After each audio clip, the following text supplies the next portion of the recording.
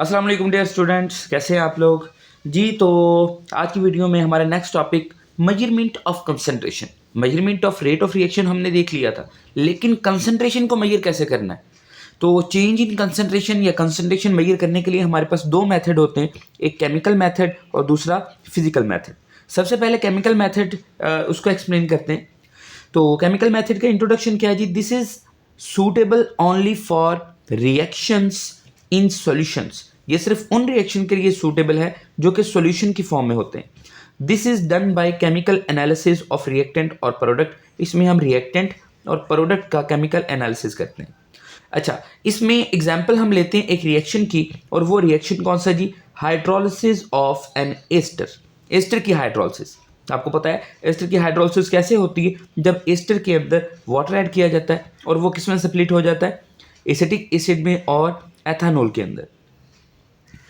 तो इसके different points देखते हैं एक्सप्लेनेशन के।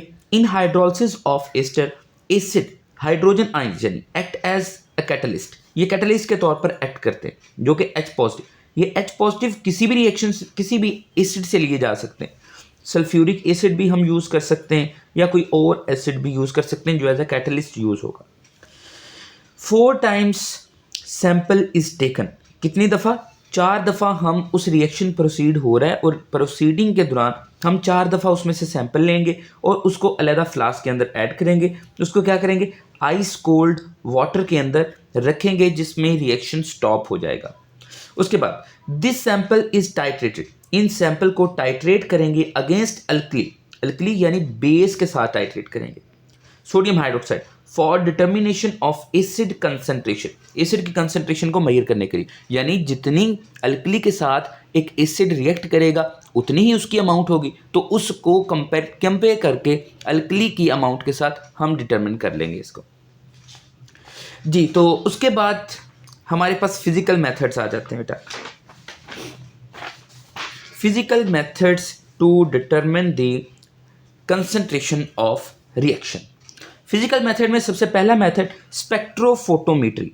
स्पेक्ट्रोफोटोमेट्री, इसका दूसरा नाम बेटा कैलोरीमेट्री होता है, और इसके लिए जो इंस्ट्रूमेंट यूज़ किया जाता है वो स्पेक्ट्रोफोटोमीटर होता है। कौन सा, स्पेक्ट्रोफोटोमीटर। कैलोरीमेट्री या स्पेक्ट्रोफोटोमेट्री, रिएक्टेंट्स और products absorb the UV visible और आईआर रेडिएशन। यानी रिएक्टेंट या प्रोडक्ट्स किसको एब्जॉर्ब करेंगे, यूवी विजिबल आईआर, और जितनी रेडिएशन ज़्यादा एब्जॉर्ब करेंगे इसका मतलब उतनी ज़्यादा कंसंट्रेशन है। तो ये कंपैरिजन से हम कंसंट्रेशन ऑफ रिएक्शन फाइंड कर सकते हैं। The rate of reaction is measured by the measuring radiation which absorb, यानी जो एब्जॉर्ब्ड रेडिएशन जितनी ज़्यादा होंगी उतने ही ज़्यादा कंसंट्रेशन होगी। तो ये डायरेक्टली प्रोपोर्शनल। उसके बाद ये इलेक्ट्रिकल कंडक्टिविटी मेथड, जिसमें हम क्या करेंगे, applied on reaction containing ions. ये किस पे, जो रिएक्शन के अंदर आयंस मौजूद होंगे। The conductivity depends upon the rate of change of concentration of ions form, मतलब कंडक्टिविटी इस चीज़ पर डिपेंड करेगी कि कितने आयंस फॉर्मेशन हुई है उसके अंदर। अब आयंस की